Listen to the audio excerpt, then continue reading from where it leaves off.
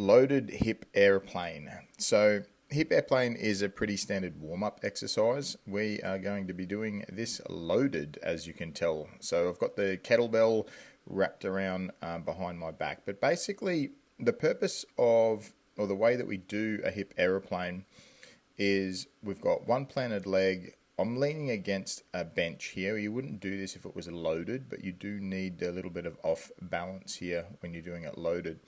So ordinarily when you do these, you'll have one planted leg and then you're trying to get your torso and leg horizontal, and then you will pull yourself into abduction and adduction with that planted leg. The trick here is most people get to their hips sort of being horizontal and then they rotate the spine and their shoulders rotate, but the hips aren't moving much. So my cue here would be to do your best to keep your shoulders and your hips in line as you go through this movement.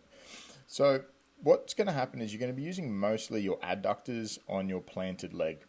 So you've got your weight obviously hanging over the back, kettlebell on that side. So as you rotate into opening up the hips, obviously the weight will be pulling you that way and you're going to be doing that controlled, and you'll be using the adductor on that planted leg. I'll now show you from the other side. As you can see from my head, it's actually, my face is a fair bit of work. And then as we're coming back the other way, you'll be using your adductor to bring the hip back, and then hopefully actually pull into, you'll go into a little bit of internal rotation and trying to get the far hip a little lower than the planted hip. So it's just a nice, slow, controlled movement, opening up the hips and closing up the hips, but making sure that it is a hip exercise and you're not just rotating through the spine.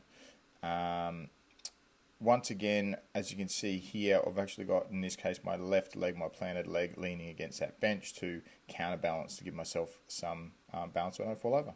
Enjoy.